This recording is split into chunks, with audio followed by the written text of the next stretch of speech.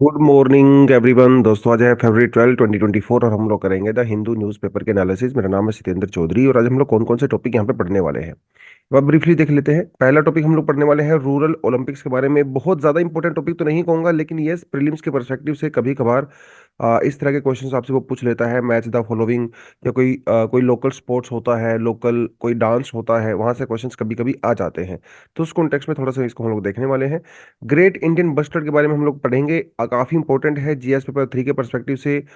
UPSC में यहाँ पे पहले भी क्वेश्चंस पूछे जा चुके हैं, तो ये काफ़ी इंपॉर्टेंट आर्टिकल है स्पेशली फॉर द प्रीलिम्स। तो इसको हम लोग थोड़ा यहाँ पे करने वाले हैं।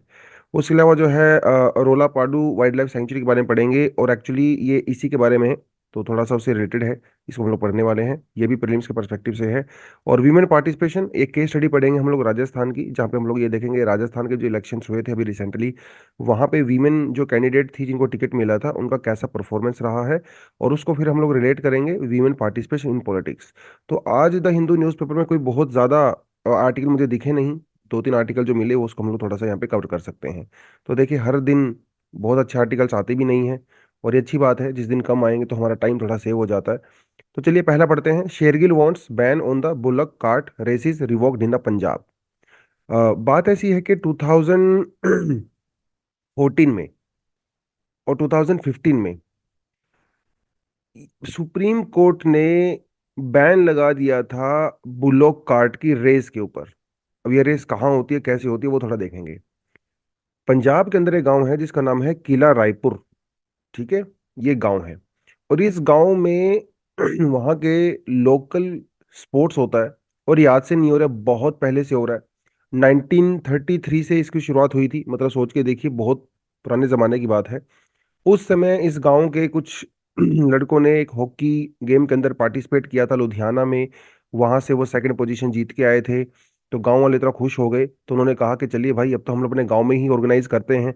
तो उसके बाद से परंपरा शुरू हुई, आसपास के 2 4 10 गांव लोग मिलके वहाँ पे गेम्स करवाने लगे।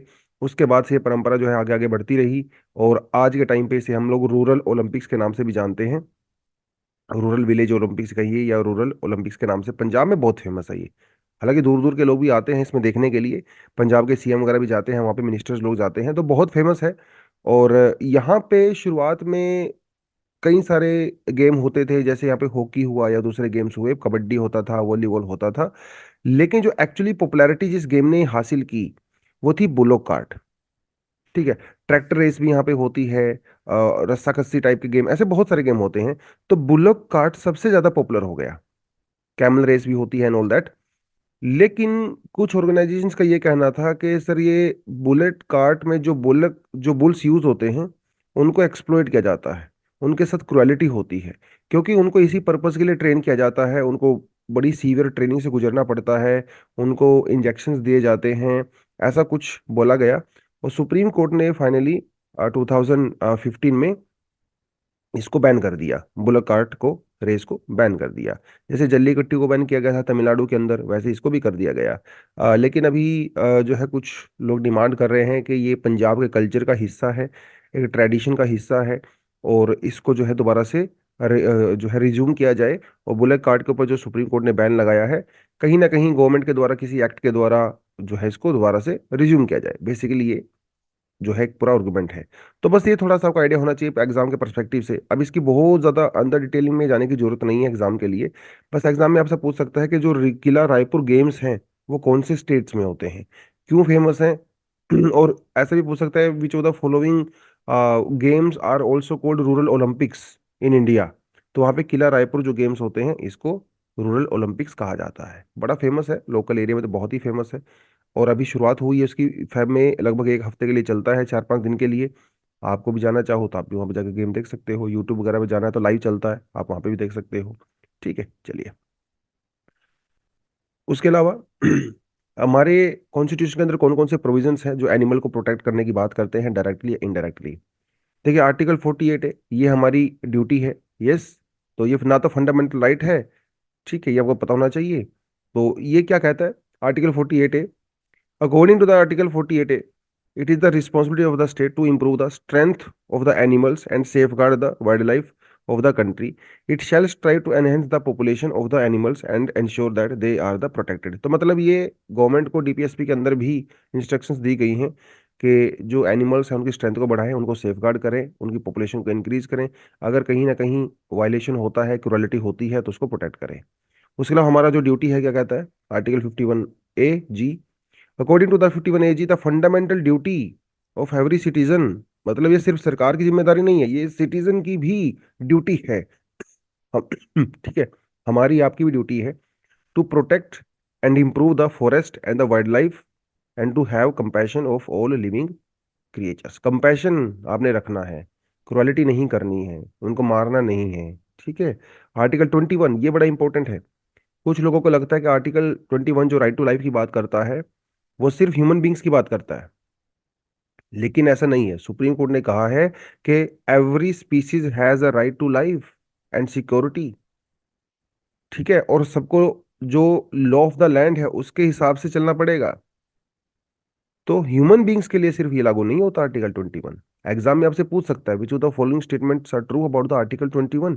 उसमें पूछेगा this is applied only to the human beings, this is applied human beings and the animals as well.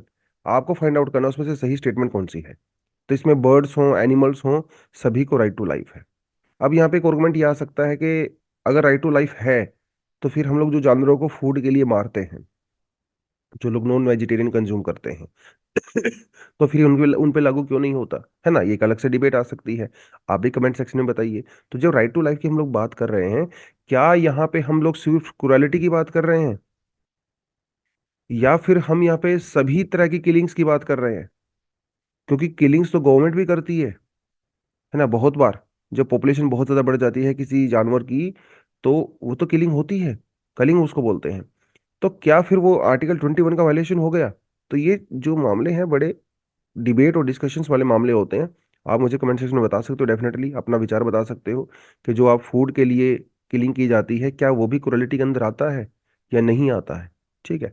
और ज्यादातर हमें लीगल टर्म्स पे ज्यादा बात करनी चाहिए रादर देन इमोशनल टर्म्स पे, है ना। कुछ लोग कहेंगे हाँ सर, वो जो जो वेजिटेरियन है वो तो कहेंगे कि क्रुएलिटी है, जो नॉन वेजिटेरियन है वो कहेंगे नहीं क्रुएलिटी नहीं है, ये तो हमारा फूड है। ठीक है, जैसे हम लोग बाकी फूड कंज्यूम करते हैं ये भी कंज्यूम करते हैं।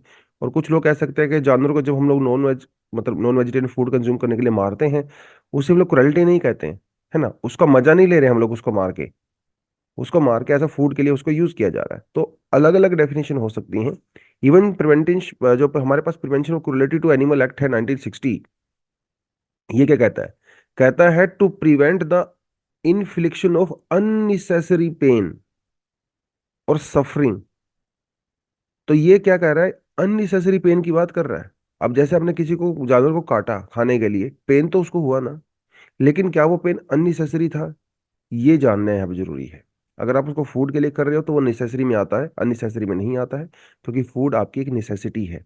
अगर आप कोस्टल एरियाज में रहते हो, आइलैंड्स में रहते हो, तो वहां तो आपको यही खाना पड़ेगा। नॉन वेजिटेरियन आपके पास कोई ज़्यादा ऑप्शन है नहीं वहाँ पे। तो और प्रोटीन रिक्वायरमेंट्स वगैरह वो सब, क्योंकि हजारों सालों से फूड का हिस्सा रहा है, चाहे वो फिशेज हों या दूसरे जानवर हों, लोग खाते हैं, राइट। तो अननेसेसरी पेन की बात करता है cruelty of act to animal act 1960, unnecessary pain की बात करता है, ओवरऑल किलिंग की बात नहीं करता ये, है ना। और 1962 में हम लोगों ने अपना एनिमल वेलफेयर बोर्ड भी बनाया। उसके जो ये एक्ट है हमारा, इसके सेक्शन 4 के अंदर में हमने वो भी बनाया, जिसमें जो अननेसेसरी क्रुएल्टी होती है, फिर से वही बात कर रहा है, वो अननेसेसरी क्रुएल्टी की बात कर रहा है ना। हर तरह की किलिंग की बात नहीं कर रहा है। उसके अलावा जो परफॉर्मिंग एनिमल्स होते हैं, जैसे सर्कस वगैरह में जो यूज किए जाते हैं या स्पोर्ट्स में यूज किए जाते हैं एनिमल्स, इवन सिनेमा में जो एनिमल्स यूज किए जाते हैं, क्या उनके अगेंस्ट में क्रुएल्टी हो रही है? उस तरह की जो चीजें हैं इस एक्ट के द्वारा जो है वो कवर की जाती हैं। हालांकि लाइफ स्टॉक को लेके, एनिमल्स को लेके हमारे यहाँ पे कई तरह के गवर्नमेंट इनिशिएटिव भी लिए गए हैं, जैसे राष्ट्रीय गोकुल मिशन। ठीक है, ये जो ब्रीड्स होती हैं काउज की, है ना, उसके लिए लिया गया। ई पशु हाट पोर्टल हमारे पास है। National animal disease control programme हमारे पास है। नेशनल लाइफ स्टॉक मिशन जो इनिशिएटिव लिया हुआ है। Live stock health and the disease control scheme, disease protection of the livelihood. तो ये कुछ स्कीम्स हैं, आप मेंशन कर सकते हो कभी कभार मेंस में अगर आप आंसर लिख रहे हो एनिमल प्रोटेक्शन को लेके, वेलफेयर को लेके, क्रुएलिटी को लेके, तो डेफिनेटली ये प्रोग्राम आपके टिप्स पे होने चाहिए। अगर आप इनको लिखोगे, इनकी समझ आपको है, तो एग्जाम्पल के तौर पे लिखोगे, कोटेशंस मतलब कोट करोगे अगर आप इनको, तो डेफिनेटली आपको बहुत अच्छे मार्क्स मिलते हैं मेंस में भी। ठीक है, थोड़ा सा मेमोरी वाला काम वहाँ पे हो जाता है आपका। आगे बढ़े। Great Indian bustards give Nandyal a miss this year too. तो ऐसा हो गया है भैया, पिछले 2 साल से जो नंदियाल के अंदर हमारी जो वाइल्ड लाइफ सेंचुरी है, जिसका नाम है रोलापाडू वाइल्ड लाइफ सेंचुरी, यहाँ पे ग्रेट इंडियन बस्टर्ड्स विजिट नहीं कर रहे हैं। यूजली क्या होता है, विंटर्स में ग्रेट इंडियन बस्टर्ड्स वहाँ पे विजिट करते थे। इवन 1984 में पहली बार ये जो जगह है, देखिए उस समय तो ये वाइल्ड लाइफ सेंचुरी भी नहीं थी, सिर्फ एक जगह थी, नल्लामल्लाई और एर्रामल्लाई। ईस्टर्न घाट के अंदर ये दो रेंज पड़ती हैं, इनके बीच में जो है एक छोटा सा प्लेन एरिया है, सेमी एरिड टाइप का एरिया है, बहुत ज्यादा हरा भरा नहीं है। वहां पे ग्रेट इंडियन बस्टर्ड्स को देखा गया 1984 में, और एक दो नहीं, 35 ग्रेट इंडियन बस्टर्ड्स। और हल्ला हो गया भाई, इतने बड़े लेवल पे 35 विजिट उन्होंने किया है। तो फिर अवेयरनेस आई, गवर्नमेंट ने सोचा कि यार ये तो इनको तो प्रोटेक्ट किया जाना चाहिए, ये तो हर साल आएंगे। तो उस हिसाब से 1988 के अंदर रोलापड्डू को वाइल्ड लाइफ सेंचुरी डिक्लेयर कर दिया गया। हालांकि ऐसा नहीं है कि यहाँ पे सिर्फ ग्रेट इंडियन बस्टर्ड ही आते हैं, यहाँ पे आपको लेसर फ्लोरिकन भी देखने को मिलेंगे, यहाँ पे आपको हेरियर भी देखने को मिलेंगे। ठीक है। ग्रेट इंडियन बस्टर्ड क्यों इंपॉर्टेंट है, क्योंकि दुनिया का सबसे बड़ा बर्ड, आप इसको फ्लाइंग बर्ड कह सकते हो, और क्रिटिकली एंडेंजर्ड भी है। आईयूसीएन की रेड लिस्ट में क्रिटिकली एंडेंजर्ड स्पीसीज में भी आता है। और बहुत जल्दी ही ऐसा माना जाता है कि अगर इसको अभी कंजर्व नहीं किया, तो अगले 10-15 साल में जो पूरी तरह से एक्सटिंक्ट हो सकते हैं। यहीं पे जो रोलापाडू वाइल्ड लाइफ सेंचुरी में कुछ मैमल्स वगैरह भी जो है आपको देखने को मिलेंगे। तो थोड़ा सा ग्रेट इंडियन बस्टर्ड के बारे में, yes we should have some idea, आप यहाँ पे देख सकते हो। ठीक है, काफी बड़ा बर्ड होता है ये ग्रेट इंडियन बस्टर्ड। काफी टोल बर्ड है। ठीक है, लॉन्ग लेग्स होती हैं, लॉन्ग नेक होती है। ठीक है, this is the tallest individual, में स्टैंड 1.2 मीटर तक की जो है 4 फीट के आसपास जो है इसकी हाइट हो सकती है। This is one of the heaviest flying bird in the world. ठीक है, 15 kg तक का इसका वेट हो सकता है। ड्राई ग्रासलैंड्स में रहता है, स्कर्ब्स में, इसका मतलब ये हरे भरे जंगलों में, एवरग्रीन्स में नहीं रहता है। और इसलिए राजस्थान में काफी संख्या इनकी पाई जाती है, क्योंकि वहां पे सेमी एरिड कंडीशंस आपको देखने को मिलती हैं। This is endemic to the Indian sub continent. तो इंडिया, पाकिस्तान, नेपाल, बांग्लादेश, इस जगह पे जो है ये एंडेमिक है। ये साउथ अमेरिका वगैरह उधर पे नहीं पाया जाता है। ग्रेट इंडियन बस्टर्ड साथ ओमनीवोर्स, कुछ भी खाते हैं, कीड़े मकोड़े खाते हैं, वेजिटेबल्स भी खाते हैं, सब कुछ खाते हैं। वर्म्स, मैमल्स, स्मॉल्स, रेप्टाइल्स वगैरह सब खा लेते हैं लोग। ठीक है। Both male and female are रफली ऑफ द सेम साइज। तो यहाँ पे नेचर ने ज़्यादा डिस्टिंक्शंस नहीं किया है। हालांकि नेचर में अगर हम लोग देखेंगे, मोस्टली केसेस में मेल का साइज बड़ा होता है फीमेल से। कुछ केसेस में फीमेल का साइज बड़ा हो सकता है, बट यूजली मेल का साइज बड़ा होता है। आप ह्यूमंस में भी देखें, यहाँ पे भी वही चीज़ लागू होती है ऑलमोस्ट। कुछ एक्सेप्शंस तो हमेशा हो सकती हैं, बट मोर और लेस। तो मेल और फीमेल का साइज यहाँ पे लगभग सेम ही रहता है। तो ऐसे सवाल आपसे एग्जाम में पूछे जाते हैं, which of the following statements are true about the great Indian bustard. उसमें बोलेगा वो आपको that male are usually larger than the female. तो वो स्टेटमेंट आपका इनकरेक्ट हो जाएगा, क्योंकि लार्जली दोनों सेम साइज के होते हैं। Males and the females are distinguished by the colour of their feathers. ठीक है, ये आप लोग याद रखना इनका कैरेक्टरिस्टिक्स। कहाँ कहाँ पे पाए जा रहे हैं? राजस्थान के अंदर जो डेजर्ट नेशनल पार्क है वहाँ पे सबसे ज़्यादा पाए जाते हैं। थोड़े बहुत गुजरात में जो कच्छ वाला एरिया, वहाँ पे भी आपको मिलेंगे। Madhya Pradesh, Karnataka, Andhra Pradesh in India. तो some part of Pakistan also, हालांकि पाकिस्तान में भी 2-3 साल से नहीं आ रहे हैं। आंध्र प्रदेश की जब बात करते हैं, तो रोलापाडू वाइल्ड लाइफ सेंचुरी जो है ये काफ़ी फेमस है ग्रेट इंडियन बस्टर्ड को लेके। और काफ़ी ज़्यादा एक बड़ा टूरिस्ट स्पॉट भी है। जो लोग नेचर लवर्स हैं या बर्ड वॉचर्स होते हैं, वो इसको देखने के लिए हर साल विंटर्स में वहाँ जाते हैं। आयुष्मान की रेड लिस्ट की बात करें तो क्रिटिकली एंडेंजर्ड स्पीसीज में आता है, और पूरी दुनिया में अभी लगभग 150 के आसपास ही बचे हुए हैं। हालांकि अभी कुछ साल से हम लोग इनका जो है लेबोरेटरी के अंदर भी जो है वो बच्चे पैदा कर रहे हैं, मतलब अंडे जो इनके होते हैं, एग्स। और ओवर पीरियड ऑफ टाइम ये देखा गया है कि जो ग्रेट इंडियन बस्टर्ड हैं वो बहुत ही कम अंडे देते हैं, 1 या 2 अंडे देते हैं। तो उसको उठा के लेके जाते हैं, उनकी जो हैचिंग होती है वो आर्टिफिशियल तरीके से की जाती है, लेकिन वाइल्ड में नहीं है बेसिकली। ठीक है। तो 150 के बर्ड्स के आसपास जो है वाइल्ड में इस समय वो बचे हुए हैं। इसके ज्यादा हो सकते हैं, लेकिन वो वाइल्ड में नहीं कह सकते, वाइल्ड मतलब जंगल में नहीं कह सकते आप उसको, ठीक है। साइट्स के अपेंडिक्स 1 में आता है, तो बहुत काफी ज्यादा हाईएस्ट प्रोटेक्शन है। वाइल्ड लाइफ प्रोटेक्शन एक्ट जो हमारा है 1972, वहां के भी शेड्यूल 1 तो हाईएस्ट प्रोटेक्शन में इसको रखा गया है। तो क्रिटिकली एंडेंजर्ड जो होते हैं वो तो बाय डिफॉल्ट अपने आप ही शेड्यूल 1 में आ जाते हैं, आप इतना मान के चलिए। और इस लिस्ट को आप जो है टाइम टू टाइम अपडेट करते रहें, जो आप एग्जाम से पहले, ठीक है, आपका करंट अफेयर का पार्ट होता है ये, कि कोई स्पीसीज कौन सी कैटेगरी में ऊपर या नीचे गया है। और कई बच्चे मैंने देखा है वो सिर्फ क्रिटिकली एंडेंजर्ड के ऊपर फोकस करते हैं। ऐसा नहीं है, ये तो आपको करना ही करना है। मतलब क्रिटिकली एंडेंजर्ड एंडेंजर्ड स्पीसीज कौन कौन से हैं इंडिया में स्पेशली, आपको पता होना चाहिए। ये क्रिटिकली एंडेंजर्ड स्पीसीज कौन कौन से नेशनल पार्क्स, बायोस्फीयर रिजर्व वगैरह के अंदर पाए जाते हैं मेजरली, वो आपको पता होना चाहिए, ठीक है। अगर कोई critically endangered species migratory bird भी है, ठीक है, वो आपको पता होना चाहिए। क्रिटिकली एंडेंजर्ड स्पीसीज जो इंटर स्टेट मतलब इंडिया जैसे नेपाल कई सारे कंट्रीज में पाए जाते हैं, वो आपको पता होना चाहिए। स्पेशली नॉर्थ ईस्ट इंडिया जो चाइना म्यांमार के साथ, नेपाल भूटान के साथ जो हम लोग बाउंड्री शेयर करते हैं, वहां पे कौन कौन कौन से जो है वो स्पेशल स्पीसीज हैं।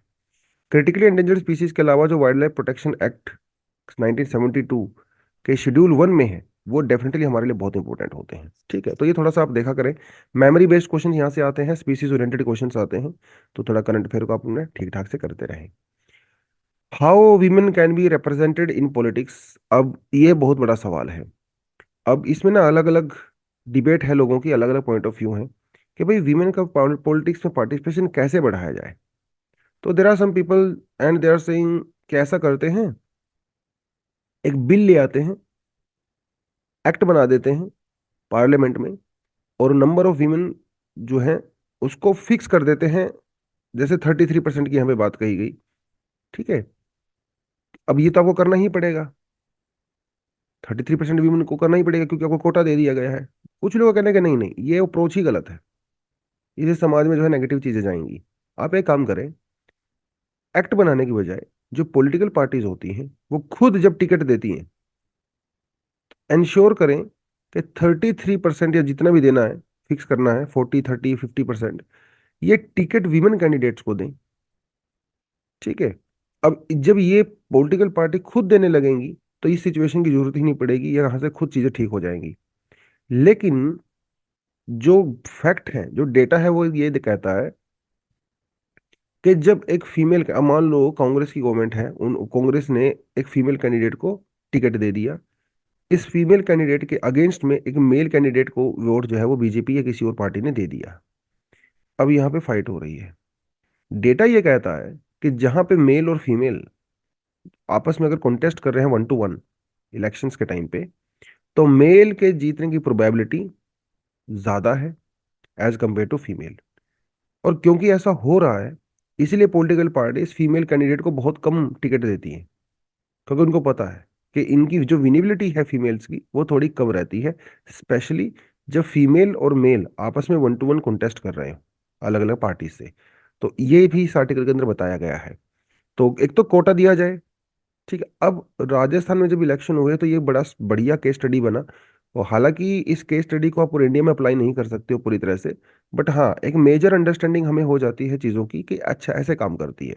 जैसे अब राजस्थान का केस देखें, वहां पे बीजेपी ने 20 वीमेन कैंडिडेट्स को जो है टिकट दिया, जिसमें से 9 9 जो है वो जीत गई। तो डिसेंट सा परसेंटेज है, 41 42 के आसपास बढ़ता है। कांग्रेस ने जो है 32 फीमेल को वोट दिया, और सिर्फ 9 वीमेन जो है यहाँ पे जीत पाई, तो यहाँ पे तो परसेंटेज बहुत ही कम चला गया।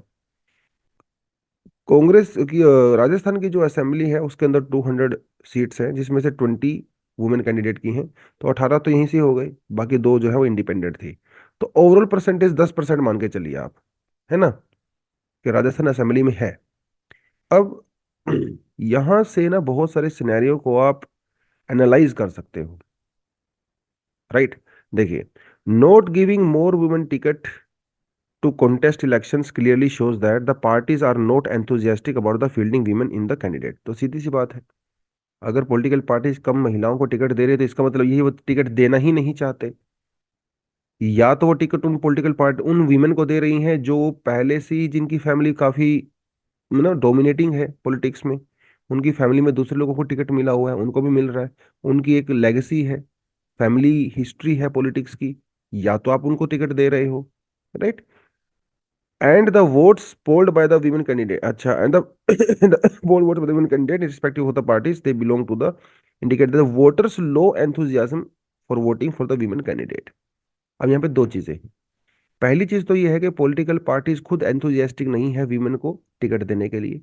दूसरी बात, वीमेन को अगर टिकट दिया जाता है, अनफॉर्चुनेटली उन कॉन्स्टिट्युएंसीज के अंदर जो परसेंटेज है वोट का, वो कम है as compare to those constituencies जहां पे मेल कैंडिडेट फाइट कर रहे हैं।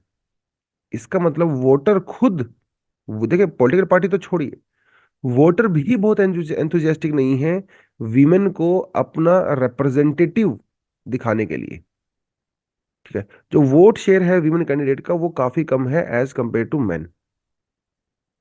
Female candidates of the both parties had a relatively low strike rate if they had face to, ये मैंने आपको बता ही दिया। अब वो पार्टी का मतलब नहीं है। अगर एक फीमेल कैंडिडेट एक मेल कैंडिडेट के अगेंस्ट में लड़ रही है तो इनका स्ट्राइक रेट फीमेल का यहाँ पे काफी कम है, इनका बल्कि मेल का जो है थोड़ा ज्यादा है। ठीक है, और इसी वजह से वो टिकट भी उनको मिलता नहीं है।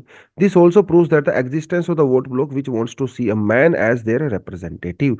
लोग जो वोटर है वो खुद मेल रिप्रेजेंटेटिव देखना चाहते हैं अपना, रादर देन फीमेल। वो तो हमारी पैट्रियार्कल सोसाइटी है, तो ये कोई बहुत बड़ी बात नहीं है, राइट। बहुत सारी वीमेन भी जो एज अ वोटर है, जो वो किसी को वोट देने जाती हैं, तो कुछ ही लोगों औरतों के मन में ऐसा होगा कि अच्छा ये फीमेल कैंडिडेट है, मैं इसको वोट दूंगी, कि क्योंकि जस्ट बिकॉज ये फीमेल है आपको वोट नहीं मिलेगा। क्योंकि बीइंग फीमेल जो है वो एनफ नहीं है। आप अपनी पॉलिसीज की बात करिए, आज किस पार्टी से बिलोंग करते हो, कि पॉलिसीज क्या, आपके विचार क्या हैं, आप उनके लिए क्या कर सकते हो, ये चीजें भी मैटर करती हैं एक वोटर के मन में। तो एक फीमेल अगर वोटर है और वो किसी कैंडिडेट को सिर्फ इसलिए वोट कर रही है कि वो सिर्फ फीमेल है, तो ये भी एक डेमोक्रेसी को अंडरमाइन करने वाली बात होती है। इवन एक मेल कैंडिडेट भी अगर किसी को वोट सिर्फ इसीलिए कर रहा है कि वो मेल है, तो ये भी डेमोक्रेसी की अंडरमाइन कर रहा है।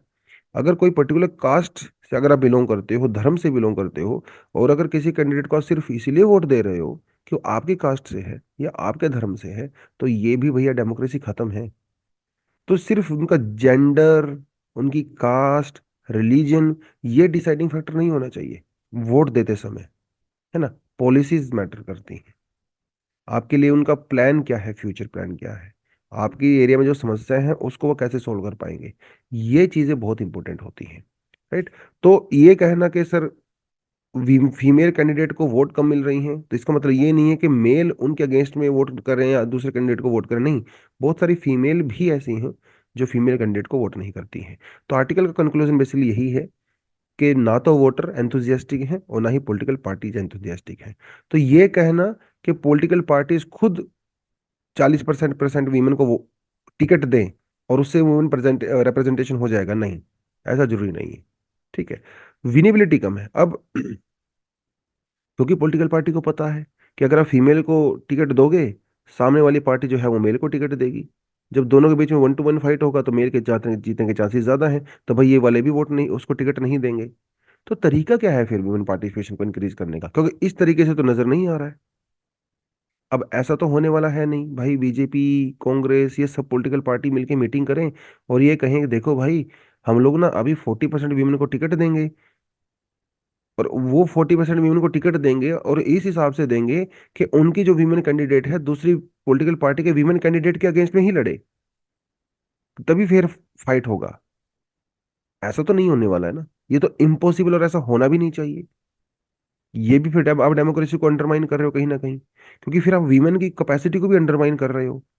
अगर आप एक वीमेन को टिकट सिर्फ इसलिए दे रहे हो कि सामने की पॉलिटिकल पार्टी ने भी वीमेन को टिकट दिया है, तो आप भी उनकी कैपेसिटी को अंडरमाइन कर रहे हो, है ना।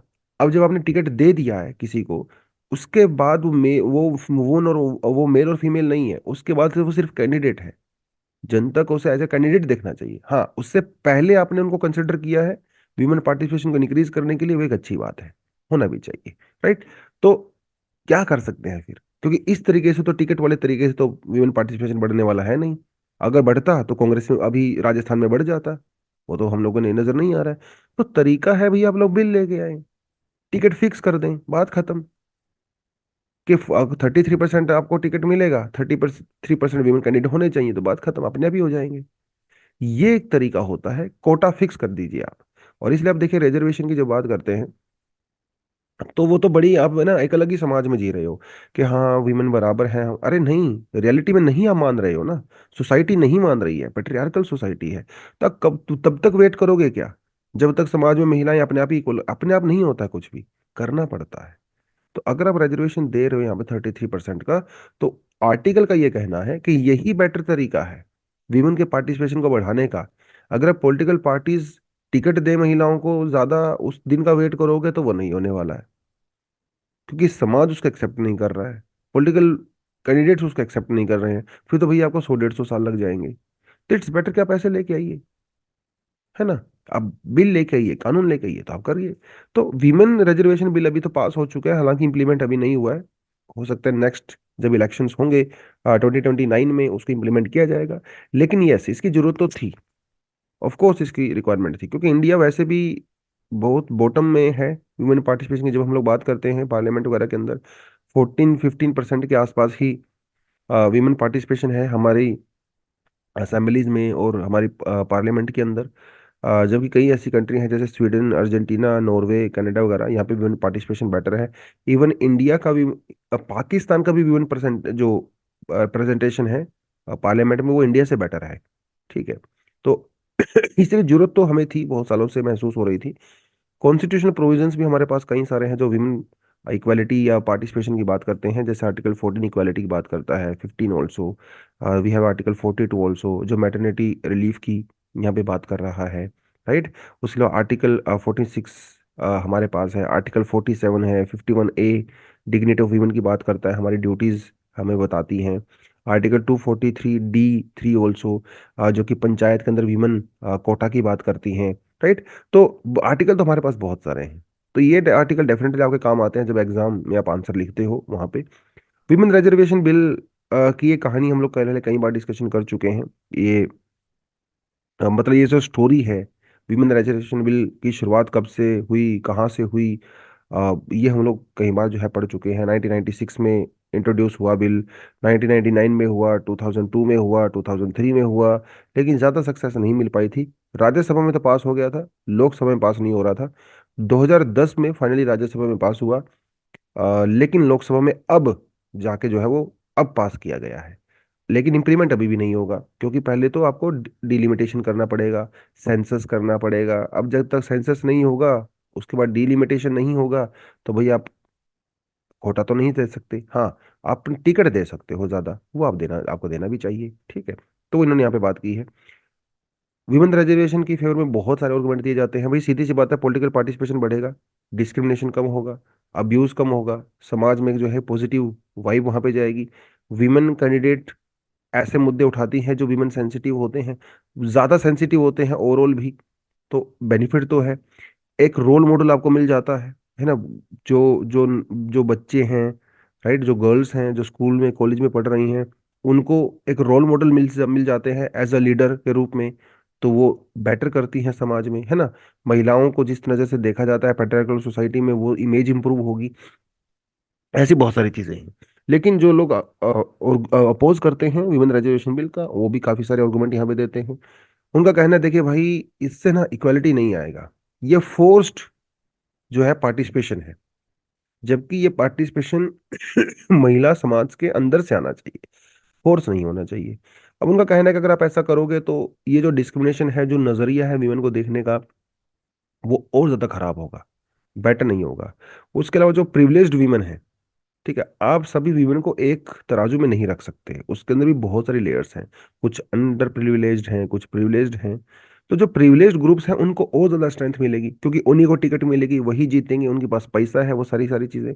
तो उन्होंने कहा कि भाई देखिए, ये प्रोक्सी कल्चर और ज्यादा बढ़ेगा। अब घर के पहले मेल को टिकट मिलती थी, अब फीमेल को मिलेगी। बात तो एक ही है तो एक ही फैमिली से। तो प्रोक्सी कल्चर बढ़ जाएगा, रियल जो डिसीजन मेकिंग होगी वो मेल के हाथ में होगी। आपने देखा होगा सरपंच पति सरपंच प्रधान वाला कॉन्सेप्ट हमारे यहाँ पे चलता है। तो अगर कोई महिला एमएलए बन भी गई तो हो सकता है उसके पति देव जो है पीछे से भाई जो है वो राज करे, ऐसा हो सकता है ना। जब वो खुद टिकट मांग रहे थे तो पार्टी उनको टिकट नहीं दे रही थी, अभी कोटा के चक्कर में उनकी वाइफ को टिकट मिल गया है, तो पावर में वो भी आएंगे, है ना। तो इनका ये कहना है कि भाई ये सारी चीजें भी आप न उसको नजरअंदाज नहीं कर सकते हो, ठीक है। आ, और उसके अलावा जब विमेन आप रिजर्वेशन की बात कर रहे हो तो क्या उसके अंदर आपने ओबीसी को शेड्यूल कास्ट शेड्यूल ट्राइब के अंदर आपने रिजर्वेशन दिया क्या, या सभी को आपने कर दिया? क्योंकि SC ST community OBC community से तो ऑलरेडी वुमेन पार्टिसिपेशन कम है, और अगर आपने रिजर्वेशन अभी दे दिया है तो ज्यादा टिकट और ज्यादा पार्टिसिपेशन फिर से हाईयर कास्ट का बढ़ जाएगा। ऐसे आर्गुमेंट भी दिए जाते हैं। इन कहने के भाई ये सिचुएशन पहले आप सॉर्ट आउट करिए, उसके बाद आप बिल इंट्रोड्यूस करिए, रिजर्वेशन दीजिए, वो आपकी मर्जी है। लेकिन ओवरऑल समाज में अभी बात यही है कि अंदर से समाज के अंदर से आवाज आने का अगर आप वेट करोगे तो बहुत समय लग जाता है। तो पहले तो आपको कोटा देना पड़ता है, ठीक है। जब आप कोटा दोगे, अगले 10 साल में, 15 साल में, 20 साल में, 25 साल में धीरे धीरे जो नजरिया है देखने का विमन का वो चेंज होगा समाज में, और एक पॉजिटिव वाइब आएगी। अब ये चीजें ना 2 4 साल में सॉर्ट आउट नहीं होती हैं, ये हजारों साल की बात है। जनता का एटीट्यूड है, बिहेवियर है, कल्चर है, ये धीरे धीरे चेंज होता है। तो you need to have at least 25 to 30 years, इसका एक्चुअली में पॉजिटिव आउटकम आपको देखने को मिलेगा। ठीक है, तो आज के लिए इतना ही है। Thank you very much, all the best, जय हिंद, जय जवान, जय किसान।